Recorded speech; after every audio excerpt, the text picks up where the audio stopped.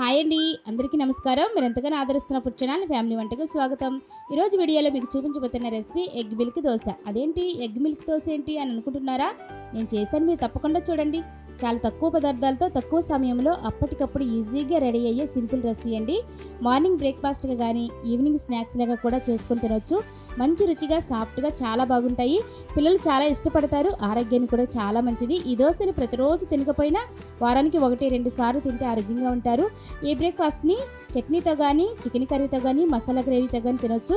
అసలు ఏమీ లేకపోయినా కూడా తినొచ్చండి, అంత బాగుంటాయి. మరి ఇక లేట్ చేయకుండా నేను ఏ విధంగా చేశానో చూసి మీరు తప్పకుండా ట్రై చేయండి. ఇక వీడియోలోకి వెళ్ళే ముందు నా ఛానల్ సబ్స్క్రైబ్ చేసి నన్ను సపోర్ట్ చేసి బెల్ ఐకాన్ క్లిక్ చేసి వీడియోని చివరి వరకు చూడండి. ఇక వీడియోని స్టార్ట్ చేద్దాం రండి.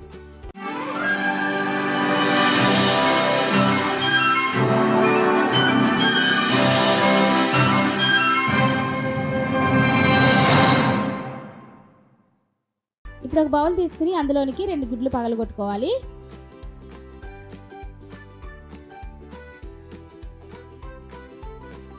ఇలా మిక్సర్తో మిక్స్ చేసుకోవాలి, ఒకసారి కలిసేలా కలుపుకోవాలి.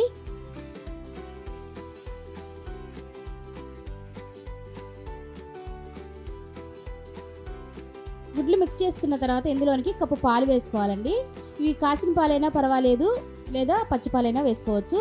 అప్పటికప్పుడు రెడీ చేసుకునే వాళ్ళకైతే మాత్రం కాచిన చల్లార్చిన పాలు లేకపోతే పచ్చిపాలైనా యూజ్ చేసుకోవచ్చు. ఏదైనా బాగానే ఉంటుంది. చాలా సింపుల్గా రెడీ అయిపోతుంది రెసిపీ. ఈ రెండింటిని కూడా ఒకసారి మిక్సర్తో బాగా మిక్స్ చేసుకోవాలి. ఈ రెండింటిని కూడా బాగా బీట్ చేసుకుంటే దోశలు పర్ఫెక్ట్గా వస్తాయి, చాలా బాగా వస్తాయి అన్నమాట. ఇప్పుడు ఇందులోనికి కప్పు గోధుమ పిండి వేసుకోవాలి. 2 గుడ్లు తీసుకుంటే 1 కప్పు పాలు తీసుకోవాలి. అలానే 1 కప్పు గోధుమ పిండి పడుతుందండి. ఈ విధంగా ఒకసారి ఇదంతా కూడా మిక్స్ చేసుకోవాలి. అలాగే ఇందులోనికి మనం 2 కప్పులు వాటర్ వేసుకోవాలి, పర్ఫెక్ట్గా టెక్స్చర్ వస్తుంది.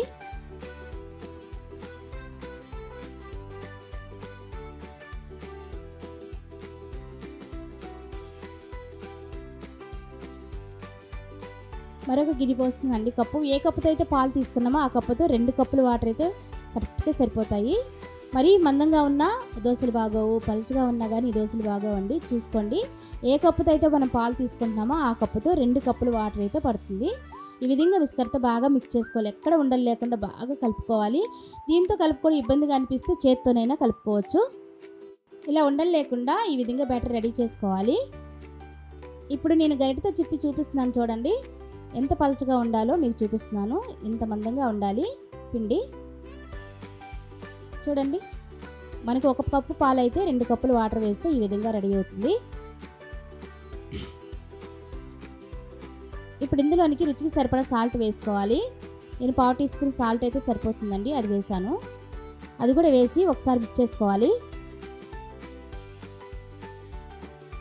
ఇప్పుడు ఇందులోనికి ఒక 2 పచ్చిమిర్చి సన్నగా తరిగి వేసుకోవాలి. అలానే ఒక చిన్న సైజు ఉల్లిపాయను కూడా సన్నగా ముక్కలు తరిగి వేసుకోవాలండి. ఎక్కడ లావ్ పీసెస్ అనేది వేసుకోకూడదు, దోశలు సరిగా రావు. సన్నగా తరిగి వేసుకోవాలి. అలానే సన్నగా తరిగిన కొత్తిమీర కూడా వేసుకోవాలి.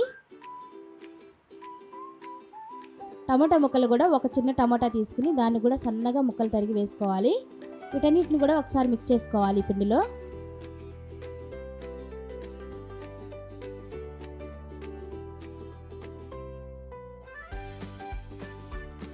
ఇలా మిక్స్ చేసుకుని ఈ పిండిని పక్కన పెట్టుకోవాలి. నానాల్సిన అవసరం లేదు, వెంటనే దోశలు వేసేసుకోవచ్చండి.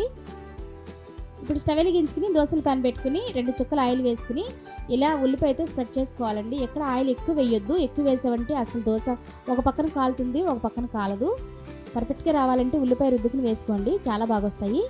ఇక్కడ దోశలు ఎలా అయినా వేసుకోవచ్చు అండి, చిన్నవి వేసుకోవచ్చు, పెద్దవి కూడా వేసుకోవచ్చు. కానీ గరిటె పెట్టి మాత్రం స్ప్రెడ్ చేయకూడదు. ఇలా ప్యాన్ కనుక కొంచెం వంచితే మొత్తం ప్యాన్ అంతా కూడా స్ప్రెడ్ అవుతుంది. ఆ విధంగానే వేసుకోవాలి. ఒక గరిటె లేదా ఇంకొంచెం వేసుకుని మొత్తం ప్యాన్ కవర్ చేసుకోవాలి.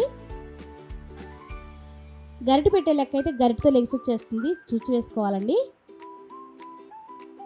ఇప్పుడు ఇందులోనికి 1-2 చుక్కలు ఆయిల్ వేసుకోవాలి, ఎక్కువ వేయొద్దండి, ఎక్కువ వేస్తే బాగోదు.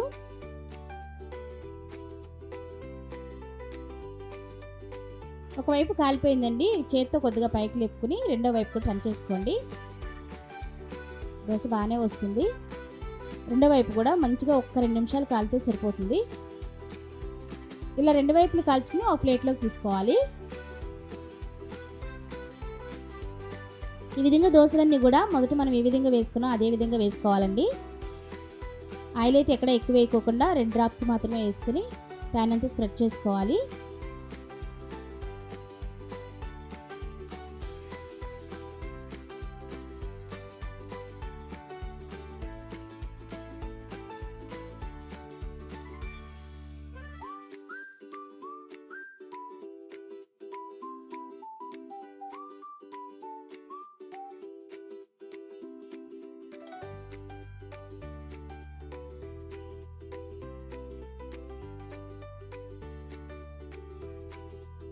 ఇలా ఒకవైపు కాలిన తర్వాత రెండో వైపు తిప్పుకుని అది కూడా కాల్చుకోవాలి.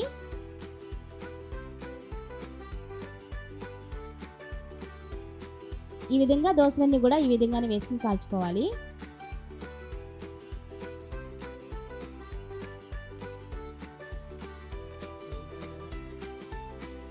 చూసారు కదండి, ఎగ్ మిల్క్ దోశ ఎంత ఈజీగా తొందరగా రెడీ అయిపోయిందో. తక్కువ పదార్థాలతో తక్కువ సమయంలో ఈజీగా చాలా టేస్టీగా రెడీ చేసుకోవచ్చు. మీరు తప్పకుండా ట్రై చేయండి, మీ పిల్లలకి చాలా ఇష్టంగా తింటారు. ఇలాంటి టేస్టీ రెసిపీ కోసం మా ఛానల్ సబ్స్క్రైబ్ చేయండి. వీడియో నచ్చితే లైక్ చేయండి, షేర్ చేయండి, కామెంట్ చేయండి. నెక్స్ట్ వీడియోలో మళ్ళీ కలుద్దాం. Thank you for watching.